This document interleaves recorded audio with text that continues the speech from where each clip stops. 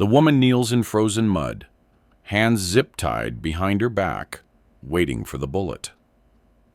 No, falls sideways across the clearing. The cabin behind her lists to one side, its foundation rotted through. No one has lived here in years. No one will hear the shot. She knows this because she chose this place herself 6 months ago, when the marshals drove her north with a new name and instructions to disappear. The man stands 10 feet away. Dark coat, gloved hands. The gun hangs at his side now, no longer aimed at her skull. Say it again, he tells her. Her breath comes in white clouds. I'm the witness, the one from the Cordova trial. They've been hiding me. He studies her face. She's younger than he expected. 28, maybe 30. Hair hacked short and uneven, like she cut it herself without a mirror. Her coat is too thin for this altitude. She's shaking, but not from cold. You walked out here alone, he says, to the middle of nowhere. I followed your truck. Her voice steadies. From town. I knew what you came to do. The wind moves through dead pines. He should pull the trigger, complete the contract, drive back down the mountain before the roads ice over. Instead, he asks, why? Because I'm tired of running. She meets his eyes when she says it. Most people look away. He's killed 37 people. Every one deserved it, or he told himself they did. Pedophiles, traffickers, men who hurt women and bought their way out of cages. He's not a good man, but he keeps rules. No kids, no witnesses, no one who can't fight back. The woman in the mud can't fight back. You testified, he says. Put 12 men away. 14. You did the right thing. My sister's dead because I did the right thing. Her voice cracks. My mother won't speak to me. They gave me a fake name and a cabin that's falling apart and a check every month to stay silent. This isn't living. He crouches down to her level, studies the bruise on her cheekbone, 2 days old, split knuckles on both hands. Who hit you? Myself, against a wall. When I realized I'd rather be dead than be no one. He reaches behind her back, pulls a knife from his belt. She flinches, but doesn't run. He cuts the zip tie. She brings her hands forward, rubbing circulation back into her wrists. What's your real name? He asks. Grace. Not anymore, it's not. He stands, extends his hand. She takes it, and he pulls her to her feet. Get your things, he says. Whatever fits in one bag. We're leaving in 5 minutes. She stares at him. Leaving where? Somewhere they won't find you. Not them, not the marshals, not anyone. Why would you help me? He doesn't have an answer that makes sense, only that something in her broken honesty reminds him of the man he used to be before the killing, when he still believed mercy mattered. Because you asked, he says finally. She runs toward the cabin. He watches her disappear through the crooked door, then turns back to scan the tree. Line. No movement. No tracks but theirs. They have time, but not much. 4 minutes later, she returns with a canvas duffel, half empty. She's changed into better boots and added 2 more layers. Her eyes hold questions she's smart enough not to ask. He opens the passenger door of his truck. She climbs in without hesitation. They drive south through falling snow, leaving the cabin and her government-issued existence behind. Neither of them speaks for 50 miles. The house sits 3 miles from the Mexican border, surrounded by scrub brush and silence. He parks behind it, where the truck can't be seen from the road. She follows him inside, duffel bag clutched against her chest, like a shield. The interior smells of dust and creosote. One main room with a kitchen built into the corner. A wood stove, 2 doors leading elsewhere. Bathroom's there, he says, pointing. Bedroom's yours. I'll take the couch. She sets her bag down, but doesn't unpack. How long are we staying? Long as it takes. For what? For me to figure out how to keep you alive. He moves to the kitchen, fills dented kettle with matter from the pump, lights the propane burner. She stands in the center of the room, arms wrapped around herself, looking like she might bolt. Sit, he tells her. You're making me nervous. She perches on the edge of a wooden chair. I don't understand what you want from me. Nothing. People always want something. He finds 2 mugs in the cabinet, both chipped. People are mostly bastards, I'm aware. The kettle begins to hiss. He pours water over instant coffee, black for both of them, slides 1 mug across the table. She wraps her hands around it, but doesn't drink. What do I call you? She asks. James. Is that real? Real enough. She nods slowly, takes a sip, makes a face at the bitterness, but drinks again anyway. They'll come looking, she says. The people who hired you. Let them look. You don't understand. These aren't... I know exactly who they are. He sits across from her. I've worked for them before. That's why they sent me. I don't miss. So why am I alive? He drinks his coffee, considers lying, decides against it. Because you chose this. Women in your position don't usually get to choose. I chose to die. You chose to stop running. There's a difference. Outside, a coyote yips in the distance. She turns toward the sound, shoulders tight. He notices she positions herself to keep both exits visible. Smart. Trauma teaches useful lessons. You should eat something, he says. I'm not hungry. Eat anyway. He opens a can of beans, heats them on the stove, finds bread that's only slightly stale. She eats mechanically, without tasting, the way people do when food is survival instead of pleasure. When she finishes, she speaks. My sister was 19. They burned down her apartment with her inside. Message to my family for what I did. He doesn't offer condolences. Knows they mean nothing. My daughter was, says instead, car accident. Drunk driver walked away. Without a scratch. Her eyes meet his. Understanding passes between them, wordless and complete. Is that when you started? She asks.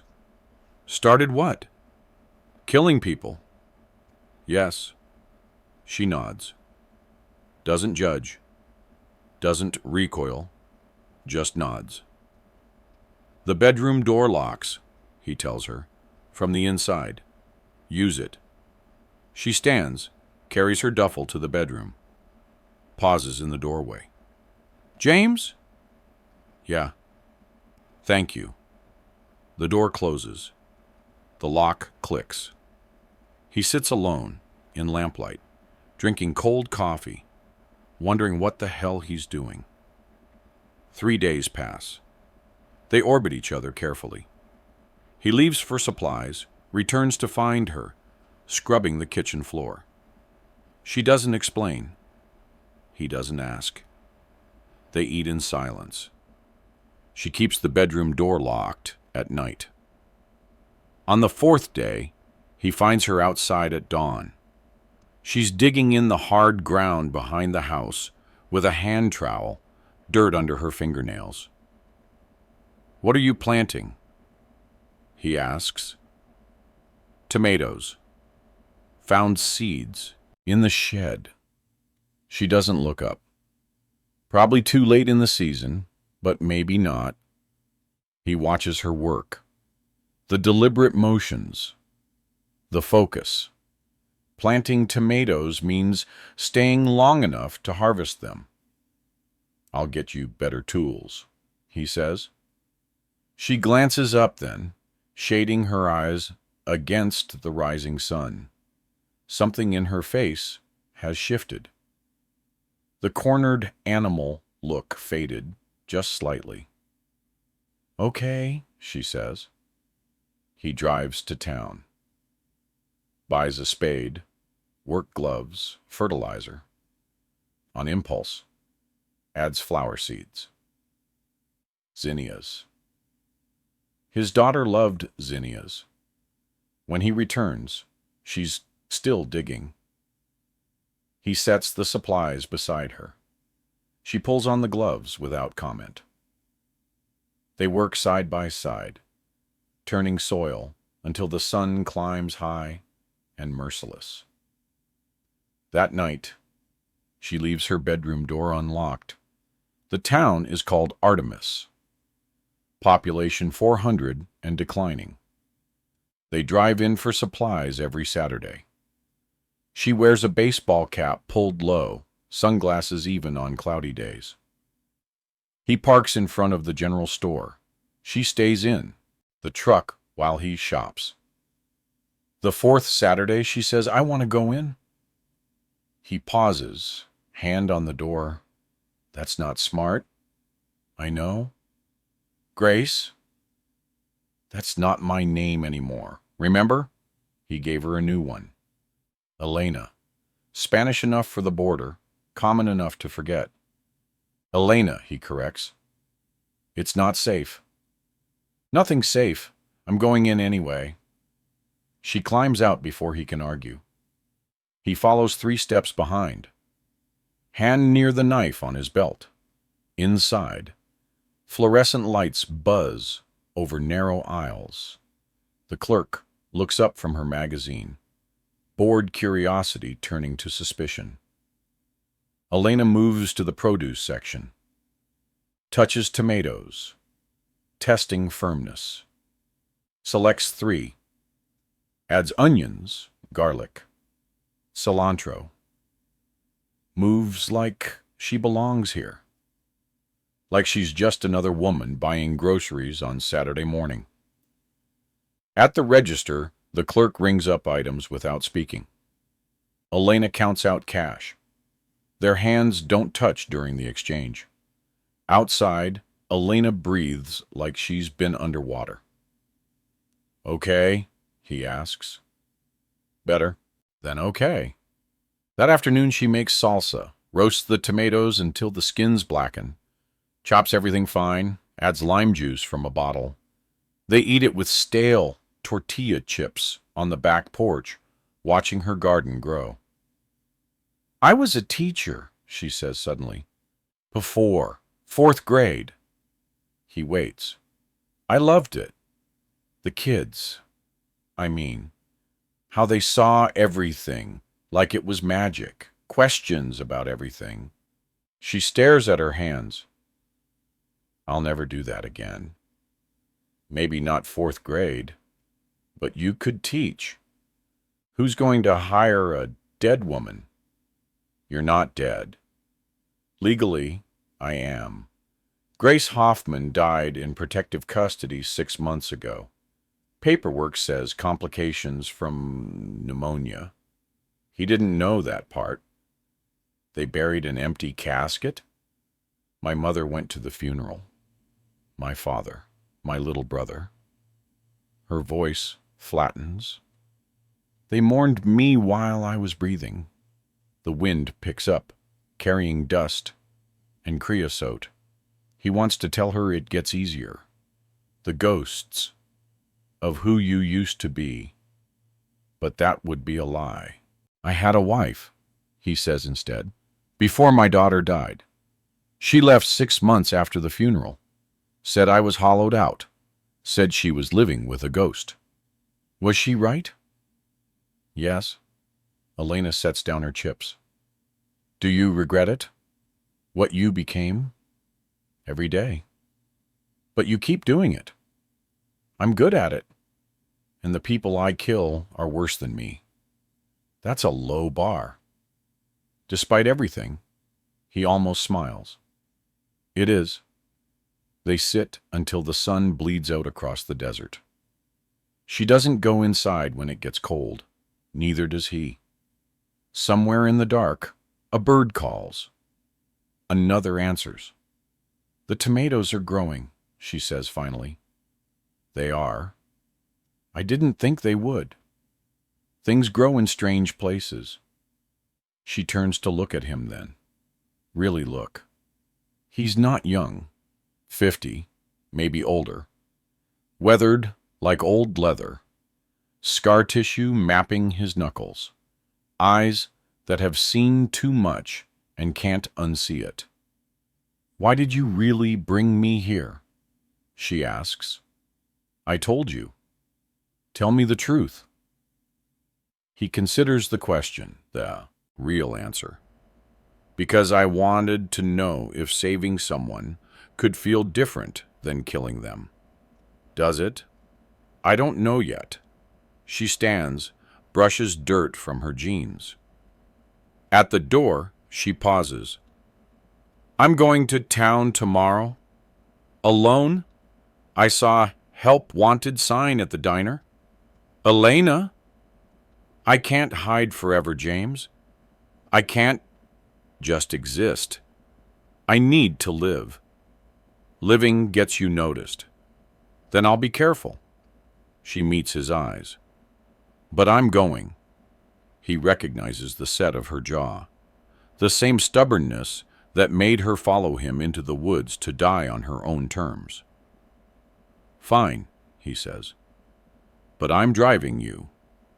The next morning they argue about it. She wants independence. He wants safety. They compromise. He'll wait in the truck, parked where he can see the diner entrance. She walks in wearing clean jeans and a borrowed shirt. Walks out 30 minutes later with a job washing dishes. 4 days a week. Cash under the table. No questions about Social Security numbers. That night, she makes dinner. Real dinner. Not canned beans. Chicken with rice and the salsa that's already running low. They eat at the table instead of the porch. She tells him about the diner owner, a woman named Rosa with 3 kids and tired eyes. She didn't ask about my past, Elena says. She knows better. Border town rules. Something like that.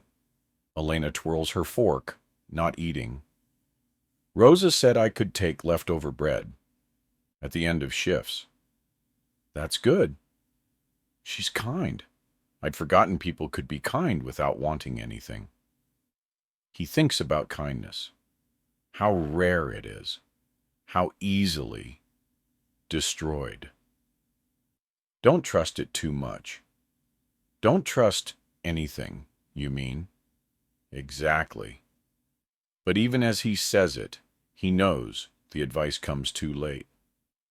She's already planting roots, already rebuilding. The tomatoes are proof. The job is proof. The way she unpacked 2 more items from her duffel this week. A hairbrush, a book with a broken spine, small resurrections, dangerous and necessary. Outside the first stars emerge. Inside they wash dishes, side by side, in silence. His hand brushes hers, reaching for a towel. Neither pulls away. The trouble starts on a Tuesday. James is in town, buying fence wire, when he sees them. Two men in a black sedan, parked outside the diner. City clothes, city plates. They watch the entrance, like they're waiting for someone. He drives past without stopping, parks 3 blocks over, walks back through the alley. Elena is inside washing dishes. He can see her through the kitchen window, hands in soapy water, hair tied back. She's laughing at something Rosa said. The sound carries through the screen. The men get out of the sedan, move toward the diner entrance. James reaches them first, steps into their path on the sidewalk. "Help you, gentlemen?"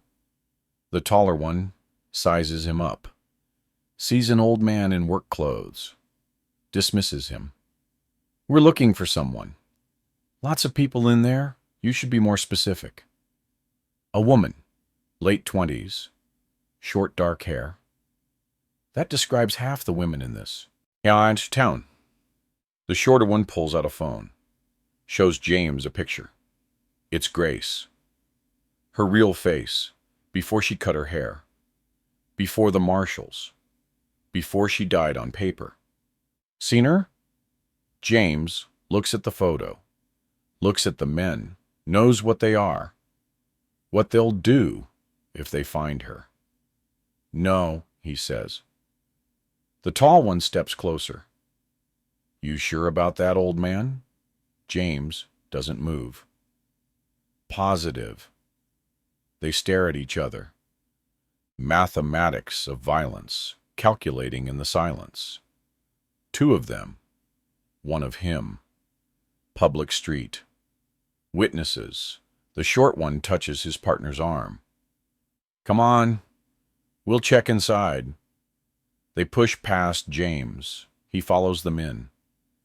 Elena stands at the sink, sees them, sees James behind them. Her face goes white, but she doesn't run. Just sets down the dish and pulls off her gloves, slow and careful. Rosa appears from the storeroom, reads the situation instantly, steps between Elena and the strangers.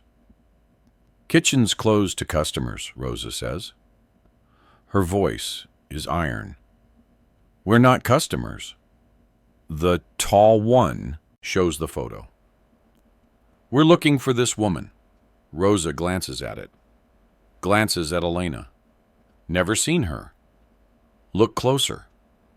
"I said no." The short one reaches for Elena. James moves without thinking, grabs the man's wrist, twists it back. The man yelps. His partner reaches for something under his jacket. "Don't." James's voice is flat. "Not in front of witnesses. Not here." The tall one hesitates, looks around. 3 other customers watching now. Rosa on the phone, probably calling the sheriff. "This isn't over," he says. "Yeah, it is." James releases the shorter man's wrist. "Tell whoever sent you that the witness died. Pneumonia. 6 months ago. You're chasing a ghost. We have different information. Your information is wrong." They back toward the door. The tall one points at Elena. "We'll be watching." They leave. The sedan pulls away. James turns to Elena. She's shaking, both hands gripping the counter edge. "Pack your things," he tells her. "We're leaving tonight." She shakes her head. "No." "Elena." "I said no." She looks at Rosa. "I'm sorry. I should have told you." Rosa waves this away. "You think you're the first person running from something to wash dishes in my kitchen? Please." She pours coffee, hands Elena a mug. Drink. You look like you'll fall over. Elena drinks. James watches the street through the window. They'll come back, he says. Let them. Rosa's jaw sets. Sheriff owes me favors. Half this town owes me favors. Border people protect their own. She's not border people. She is now. Rosa looks at Elena. If you want to be. Elena sets down her mug. Her hands have stopped shaking. I want to stay. Then you stay. Rosa turns to James. And you stop trying to decide what's best for her. She's a grown woman. Let her choose. James wants to argue, wants to throw Elena in the truck and drive until they hit ocean. But Rosa's right. He's been making choices for her since the cabin. Deciding where she lives, how she hides, who she can be. Okay, he says quietly. Your choice. Elena looks at him. Something passes between them. Gratitude, trust, something deeper that neither will name. That night they sit on the porch. The tomatoes are ripening. Red dots against green leaves. I'm scared, she admits. Good. Fear keeps you alert. I'm also happy. That's the strange part. She pulls her knees up. I haven't been happy in so long I'd forgotten what it felt like. What's it feel like? Like I can breathe all the way down. He understands this. Realizes he's been breathing deeper too, the weight on his chest lighter than it's been in years. I need to tell you something, he says. About the people who hired me. I know who they are. No. You know who they work for. But there's someone else. Someone who wanted you specifically. He pauses. Your brother-in-law. Your dead sister's husband. He paid the contract. Elena goes very still. David? He blamed you for her death. Thought if you'd never testified, they'd never have retaliated. He's right. No, he's not. James turns to face her. Men who burn women alive are responsible for burning women alive, not the people who testify against them. You don't understand. I understand perfectly. I've spent 10 years killing people I decided deserved it, justifying every bullet, every knife, every broken neck. His voice roughens, but the truth is simpler. Evil is evil. You stood against it. That's not your sin. It's your courage. She's crying now. Silent tears tracking down her face. My daughter, James continues, after she died, I wanted someone to blame. The drunk driver wasn't enough. I blamed the bartender who served him, the bar owner, the city for putting a stoplight there, the car manufacturer for not making safer cars. He swallows hard. I blamed my wife for letting our daughter ride in that car. I blamed myself for not being there. I blamed God for allowing it. Did it help? The blaming? No. It just made me into something I didn't recognize. Elena wipes her eyes with her sleeve. What changed? Nothing changed. I just got tired of carrying it alone. She understands, leans against his shoulder. He doesn't move away. They sit like that while the desert cools and the stars multiply overhead. The tomatoes need picking soon, she says eventually. Day or two. Will you help me? Yes. She sits up, looks at him directly. I'm staying, James. Even if it's dangerous. Even if they come back. This is the first place I've felt like a person, instead of a problem. I won't give that up. I know. Will you stay too? The question hangs between them. He could leave. Probably should. Every day here puts them both at risk. But he thinks about her garden, the way she laughs with Rosa, how she started sleeping with the bedroom door open, how he's started sleeping at all. Yeah, he says. I'll stay. She smiles, actually smiles. Good. Inside, the phone rings. Rosa calling with tomorrow's schedule. Elena goes to answer. James remains on the porch, watching the road for headlights that don't come. 2 weeks later, they harvest the tomatoes together. 23 perfect red fruits. Elena makes sauce, cans it in jars. Rosa donated, lines them on the kitchen shelf like trophies. The men in the sedan don't return. Maybe they believed the ghost story. Maybe Rosa's sheriff made clear they weren't welcome. Maybe David decided revenge cost too much. James doesn't trust it, keeps his knife sharp, watches the roads. But Elena is blooming like her garden, working at the diner, learning Spanish from Rosa's kids, planting zinnias in the empty space near the porch. One morning he wakes to find her gone. Panics until he sees the note on the table. Went for a walk. Back soon. She returns an hour later, carrying wild flowers and wearing the first genuine smile he's seen on her face.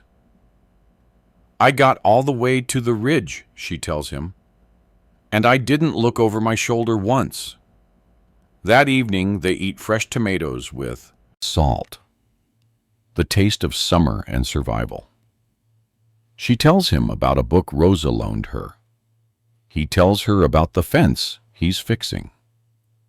Ordinary conversation, domestic and strange and perfect. After dinner, she unpacks the last item from her duffel. A photograph, her sister, before, laughing in sunshine. She sets it on the shelf, next to the tomato jars. I'm keeping her, Elena says. Both versions. Who she was. What happened? I'm done pretending I don't have a past. That's brave. No. It's just honest. She looks at him. Will you tell me your daughter's name? No one's asked in years. Lily? That's beautiful. She was. Elena reaches for his hand. Takes it. Her palm is warm and calloused from garden work. We're not dead, she says. Either of us. We're just different than we were. Is different enough? I think it has to be. Outside, the zinnias are starting to bud. Inside, something fragile and essential takes root. Not love yet, maybe, but the beginning of it. The willingness to stay, to try, to believe that what grows in desert ground can be both beautiful and true. James squeezes her hand. She squeezes back. They sit together as evening falls, two ghosts becoming real. One ordinary moment at a time.